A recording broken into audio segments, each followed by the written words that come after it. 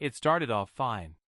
Lena posted in a Facebook housing group looking for someone to sublet her room while she traveled for a few months. The apartment was a 2-bedroom, 3rd floor, decent lighting, washer in unit, rare combo. I messaged fast. We met the next day. She seemed normal, friendly, showed me around, said she was going abroad for 10 to 12 weeks, and just needed someone responsible who'd treat the space well. I agreed to take her room, paid first and last, signed a basic sublet agreement she'd typed up. It said clearly, exclusive use of bedroom, shared kitchen and bath. Her roommate had already moved out, so I'd have the whole place to myself. That was part of the appeal. I moved in 2 days later, settled fast, set up my desk, bought groceries, watered her plants because I figured it was a nice thing to do. The first 5 weeks were smooth, quiet, clean, peaceful. Then one Tuesday afternoon, I came home from work, opened the front door, and heard the shower running. That made me stop, because I live alone, and hadn't scheduled any repairs. A few seconds later, the bathroom door opened, and Lena stepped out, wrapped in a towel. She blinked like I was the one intruding. "Oh, hey! I meant to text you. My trip got cut short. Long story. I'll be staying here for a little bit until I figure things out. Hope that's okay." She walked past me before I could answer, into her old bedroom. My room, where my clothes were, my stuff, my computer, my actual bed. She came back out 2 minutes later with a tote bag, walked into the kitchen, grabbed something from the fridge, then sat down like this was totally normal. I asked, "How long are you staying?" She said, "Just a few days, max. I've got a ton to sort out." I didn't argue, but I felt the shift, felt the balance of space tilt. That night, I came home late. She was asleep on the couch. Her shoes were by the door. Her charger was in the wall. Her coat was on the back of the chair. My food containers were on the counter, empty. By the 3rd day, she still hadn't left. She started using my oat milk. Said, "I didn't want to run to the store for just one thing." Used my olive oil. Moved my shoes to make space for hers. Adjusted the thermostat without asking. I reminded her gently that I was subletting her room, that we'd agreed she'd be away for the duration, that I'd paid for exclusive use of the bedroom. She said, "I'm just crashing on the couch. It's not like I'm taking up your room. This is still my apartment, technically." That word, technically, stuck with me. By the end of the week, she started hanging her clothes in the hallway closet again. Started playing music while she cooked. Took hour-long showers that left no hot water. When I asked if she had a move-out date in mind, she said, "You're not being very flexible. It's not like I'm bothering you." But she was. She used my shampoo, burned my candles, sat on the kitchen floor on speakerphone with her sister while I tried to eat in silence. I stopped bringing home groceries, started eating out, kept my door locked even when I was inside. Then one day, I came back from work and the door was open. She was sitting on my bed, legs crossed, watching something on her phone with headphones in. I said, "Why are you in here?" She pulled one earbud out and looked confused. "You locked the bathroom door by accident. I needed to get my stuff. Figured you wouldn't mind. You were gone." I stood in the doorway for a full 10 seconds. "Lena, this is my room now. I paid for it. You're not supposed to be in here." She rolled her eyes. "It's my room. I'm letting you borrow it." I didn't respond. Just walked in, picked up my laptop, and left. The next day, she had people over. 3 friends. Loud. Drinking wine. Laughing in the kitchen while I was on a Zoom call in my bedroom, with the door closed, but not soundproofed. She didn't ask, didn't warn me, didn't care. That night, I texted her. "We need to talk tomorrow. Please let me know what your move-out plan is." She replied, "I'm not moving out, it's my place. You're the one subletting." I stared at the screen for 5 full minutes. Then I started opening tabs. Lease laws, tenant rights, sublet agreements. I didn't know yet how far this was going to go. But I knew one thing. She wasn't leaving on her own. I started with the lease. I had a scanned copy of the sublet agreement we both signed. It said clearly, occupancy, exclusive use of bedroom, shared bathroom/kitchen, primary tenant, Lena, vacating for agreed duration. I emailed the landlord. Told him I was the current legal subletter, that the primary tenant had returned early and was now staying indefinitely, unannounced. Attached the agreement. Asked what my rights were. He responded 3 hours later. "Thanks for reaching out. Lena didn't inform me of any sublet. That's actually against her lease terms. I'll need to follow up." So now I was apparently illegal. I replied with a signed doc, timestamps, messages where she confirmed she was leaving for 3 months. He didn't answer that night.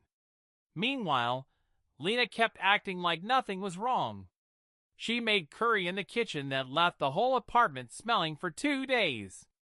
Her wet towel started living on the back of the bathroom door. I opened the fridge and found my labeled Tupperware open and half-eaten.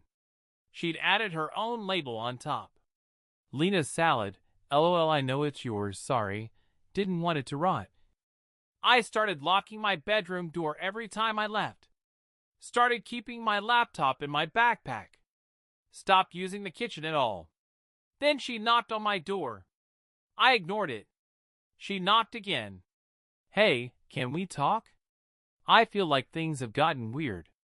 I opened the door halfway. She stood there with her arms folded. So I talked to my landlord. He said I wasn't technically supposed to sublet. So technically you're not supposed to be here either. I said nothing. She kept going. But I told him you're a friend who needed a place temporarily, and I was just helping out. I blinked. "I paid you $2,400. She shrugged. "Right, but you weren't on the lease. So maybe instead of making this hostile, we could work something out. Maybe you pay a little more for the shared use? Since we're both here now." I just stared at her. "You want me to pay more to sleep in a room I already paid for, because you came back early without notice?" She gave a little half laugh. "Well, yeah. I mean, you're still using my space. And I'm being really chill about it." I closed the door. Next morning, I got an email from the landlord.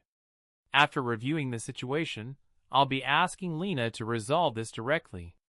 However, since there was no official permission for the sublet, I cannot enforce any arrangement between you. Translation: not my problem. Good luck. That afternoon, Lena had friends over again. I was working from home. They were in the kitchen and hallway, talking loud. I put in headphones, but I could still hear them. One of them said, "Wait, you're living here again? I thought you were traveling." Lena answered, "I was. But I had to come back, and now I've got a rando subletter trying to gatekeep my apartment." She locked the room. I had to nap on the couch like a guest in my own home. I didn't react. Just wrote it down. Everything she said. Every time she walked into my space. Every instance she touched my stuff or used something without asking. I had a whole folder now. Screenshots. Photos. Audio clips. I wasn't even sure what I'd do with it. I just knew I needed it. Because at this point, she wasn't just being rude. She was actively trying to flip the situation. Make it seem like she was doing me a favor. That I was the overreacting one. That she was being generous. by letting me stay in a room I legally paid for. She even moved her plant collection back into the living room. I came out one morning and tripped over a watering tray. She looked up from the couch and said, "Oops. I was gonna text you to be careful. Did it spill?" I didn't answer. I went back into my room, sat on my bed, and opened a tenant lawyer's website. I didn't want to escalate, didn't want to fight. But she'd made it clear. This wasn't going to end unless I ended it myself. I didn't text her, didn't knock, didn't confront. I sent one email. It had a PDF of our signed sublet agreement, a breakdown of what I'd paid, and a very short message. As of today, you've broken the terms of our signed sublet. I'm requesting a partial refund of $800 for lost exclusive use of the unit. If I don't receive it by the 15th, I'll pursue small claims. Attached are records. I didn't expect her to reply. She replied in 11 minutes. LOL, this is crazy. You're threatening legal action over what? Couch access? I let you stay here and now you want to charge me? No greeting. No denial. Just mockery. So I sent another message. Shorter this time. Not a threat. Just notice. She stopped replying. But that night, I noticed something different. She didn't come home. The couch was still made up. Her bag was gone. I thought maybe she was bluffing, that she'd show up again, loud and casual. But the next day, still gone. On the 13th, $800 hit my account.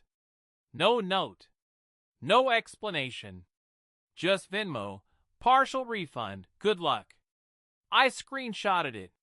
Saved it. Archived everything. The next day, she posted on Instagram. Some people are so fragile, they need a legal contract just to feel safe in a shared space. Never again nail polish. I didn't respond. Didn't watch the story. Didn't message anyone we had in common. I just stayed until my term ended. On the last day, I left the place spotless. Took a photo of every corner. Put my keys in a sealed envelope with a timestamp. Dropped it in the landlord's mailbox with a printed copy of the contract and a note that said, "Room vacated. Term complete. No further contact required." That was it. No dramatic exit. No fight. Just closure on my own terms. 2 months later, I saw someone else post about her in a housing group. Anyone sublet from Lena T. would love a reference. I'd met them directly. Sent documents. Explained what happened. Attached receipts. Didn't use harsh words. Didn't tell them what to think. Just facts. Just what happened. They said thanks. Never responded after. Later that week, I checked her profile. Her housing post was gone. Comments turned off. Then, days later, the message came in. Just wanted to say, I didn't realize how much I overstepped. I've had a lot going on. Sorry it got weird. I didn't reply. Not because I was bitter, but because I finally understood the pattern. Some people push, then joke, then flip it on you, then ghost, then come back with, sorry, but not for you, for them, for their comfort, their conscience, their performance of closure. I wasn't interested. I didn't need an apology. I'd already been paid. And more importantly, I'd taken the power back without ever raising my voice. So no, I didn't forgive. I just moved on.